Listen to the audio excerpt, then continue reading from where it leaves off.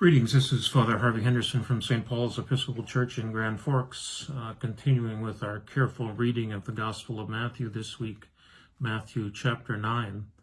As we begin chapter 9, we have another series of miracle stories here.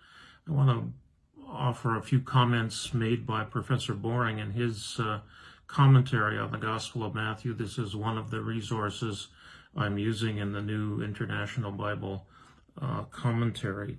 He wants to remind us that the miracles are vehicles for proclaiming a faith. The faith of the woman with the hemorrhage, for example, and the faith of the two blind men comes before the healing takes place. So the miracle stories here are not pointing towards Jesus as the miracle worker, but rather they are the vehicles for proclaiming the faith of those who are healed, not as evidence for that, for example. The miracles, he also reminds us, are stories not primarily focused on the power of Jesus, but miracles which point to the coming kingdom of heaven, to the end time, the eschatological time, to use that big word again. So these miracle stories, particularly the image of the banquet, and the story of the call of Matthew as one of his disciples, this image of banquet is a common theme in the end times, that when Jesus comes again, there will be this great banquet to which folks will come from the four ends of the earth. So the miracle stories are to be interpreted so that we maintain the original message of salvation and translate that into the modern worldview. So many folks, so many preachers often spend a lot of time trying to explain the miracles. Professor Boring reminds us we ought just to welcome them as miracle stories and to focus more on the message behind the miracle, the coming kingdom of heaven, rather than trying to dissect them with our scientific worldview in this early 21st century. So once again, then back to Matthew chapter 9. And again, I'm using Professor Tom Wright's commentary on the Gospel of Matthew, this careful reading of the Gospel of Matthew, and I'm using his division of the stories. So we come first to the story of the healing of the paralytic. Matthew omits much of the detail that Mark has in the story about them digging through the roof to let the man on his cot down into the presence of Jesus, but the focus here is on the authority that Jesus has to heal. And although Jesus does pronounce the forgiveness of sins, and again, this too is a mark of the age to come. In the Jewish tradition, only God had the authority to forgive sins, and this is what the Pharisees rightly point out. And Jesus says that I, the Son of Man, have this authority to forgive sins here on earth as a foretaste, as an anticipation of the coming kingdom of heaven. So Jesus, we've seen this authority of Jesus before, his healing of the centurion's son at a distance, his calming of the waters and the storm in which the disciples there, and his casting out of the demons in the previous chapter. Now Jesus is claiming to do that which only God can do, to forgive sins. The forgiving of the sins here is a putting away of the sins, a doing away with the sins, not just a covering it up kind of interpretation of forgiveness. So Jesus claims literally to send away these sins, a further sign, as I said, of the coming of God's kingdom. We often want to picture the paralyzed man as some kind of notorious sinner, and again, Professor Boring reminds us this misses the point of the story. The man really represents, I think, the universal human need for forgiveness. He's no worse a sinner than any of the rest of us, and we receive God's forgiveness in the midst of our sinfulness. So the paralytic is representative of this human community. So the focus more again on the authority of Jesus and the coming of God's kingdom rather than the sinfulness of the paralytic man. As always, we see the forces of resistance here in the stories. The Pharisees singled out, and again, and so I should remind you, not all of the Pharisees at the time were to be cast in this negative light. The Pharisees were really what we might call fundamentalists, those who read the Jewish law carefully and tried to practice it in their daily lives, and were critical of Jesus when he didn't do that kind of thing. So we move on then in verses 9 through 17 to the calling of Matthew. Matthew is a tax collector. Tax collectors were a particularly hated bunch during the time of Jesus. Matthew was a Jew who collected taxes on behalf of the Romans from his fellow Jews. And whether Matthew did this or not, we don't know, but many of the tax collectors made excess profit by charging higher taxes to their Jewish neighbors and pocketing what they didn't have to return to the Roman government. So we can see their reputation is not a stellar one in that particular time, with apologies to those of my friends who are in the tax collecting business. The second point is important here, that Jesus recruits his own disciples, unlike the common practice of rabbis in his time, to whom disciples would come. He would almost apply to be a disciple of a certain rabbi, not much in the same way that graduate students at universities would apply to work under certain professors to further their education. This same kind of practice, Jesus turns it upside down, and he recruits his own disciples, even from the tax collectors and sinners. So Jesus is not afraid to associate with these kinds of folks. There is that old adage, many of you may have heard, that the church is a hospital for sinners rather than a hotel for saints. Jesus is illustrating this here. And again, that sharing of the meal is an important sign of one's acceptance in Middle Eastern society, but also looks forward to that end time meal when all will be gathered around God's table. Two short healing stories in verses 18 through 26, one embedded in the other.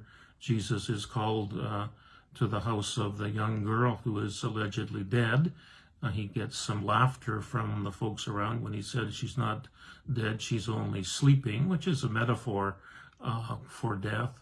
Jesus visits the home and raises the young girl, so this again points to his authority and to the upcoming raising of the dead at the end time. The story of the woman with the hemorrhage again is shortened here in Matthew's account. On the other account in Mark's gospel, the woman has to push her way through the crowd in order to touch the hem of Jesus. Note that her faith that she will be healed comes before Jesus' healing of this matter. We see in these two stories the raising of the young girl and the healing of the woman with the hemorrhage. And just imagine what a burden that would have been for that woman to be physically ailing in that kind of way. But again, like the leper, also a social outcast because of the prohibitions against around blood and menstrual blood in particular in that male-dominated kind of society. So Jesus is breaking two of the rules of the Sabbath here, coming in contact with the dead body and coming in contact with blood, both of which were prohibited in the Torah or the Jewish law. So this healing story here is these two healing stories, again, pointing forward to Jesus as the one who has authority over the dead and over the illnesses of his particular society. His fame is increasing. We see this again, two short stories here, the story of the two blind men who come to Jesus for healing. Here, Jesus doesn't heal from a distance, but he touches their eyes. I'm not sure if this is the story or not, but in one of Mark's accounts of the healing of the blind men, we're told that the blind men can see people, but that they look like trees. In other words, it seems in Mark's account as if the healing didn't quite take. Matthew puts Jesus in a better light here. He omits that part about the fuzziness of their restored healing after Jesus touches their eyes. And then there's that curious instruction Jesus gives, don't tell anyone. This is part of Mark's tradition, the so-called messianic secret, where Jesus says in a number of places, don't tell people who I am, perhaps an excuse by the post-resurrection church community for not recognizing Jesus during his lifetime and saying, well, he told us not to tell anyone, is one of the theories behind this idea of the so-called secret identity, the messianic secret of Jesus.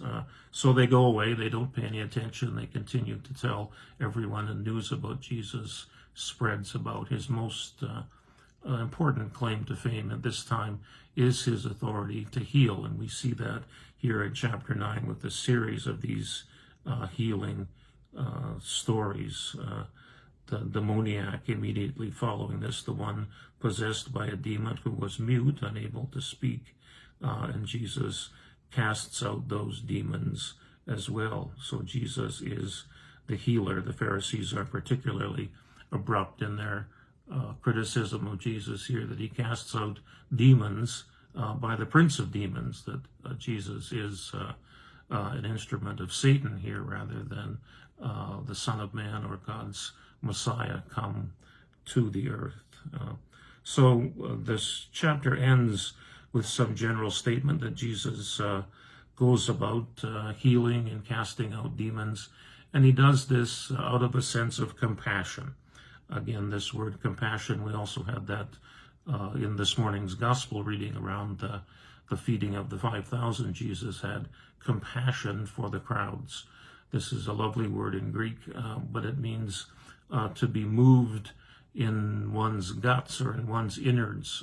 To have compassion means to do something, not simply to feel sorry for, to have sympathy for someone. So Jesus is moved with compassion for the crowds around him, because they were, quote, like a sheep without a shepherd. This points us forward to that image in John's gospel about Jesus as the good shepherd, but also takes us back to the Old Testament times, the image of the king as the good shepherd, David being the first example of that, but also in Ezekiel 34, God promising to send his own shepherd around. This is around the time of the exile, the beginning of the 6th century, before the time of Jesus, where the sheep are indeed scattered to foreign lands.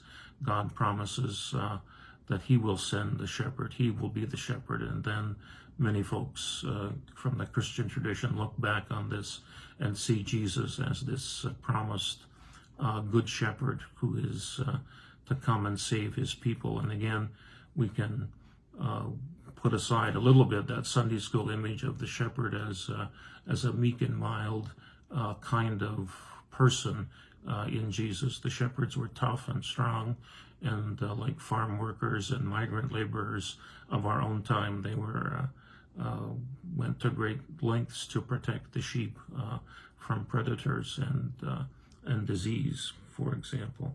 So Jesus closes this chapter 9 with this word that the disciples now will be sent out as the ones who will heal the sick and cast out the demons and feed the sheep in Jesus' name. Again, from this morning's gospel about the feeding of the 5,000, Jesus gives the bread and fish to the disciples, but it is the disciples themselves who give the food then to the crowds. So we are not just to come to church to celebrate Eucharist, but to use that to strengthen ourselves, to feed the community around us, both literally and in a spiritual sense. So there's chapter 9. Next week we'll have a look at chapter 10, when the second great discourse in Matthew's Gospel. Earlier on I talked about the pattern of 5 discourses modeled perhaps on the 5 books of the Torah in the Old Testament, the Sermon on the Mount being the first. Here in Matthew chapter 10 next week, the second discourse about discipleship and sending out of workers into the vineyard. Thanks, be well, God bless.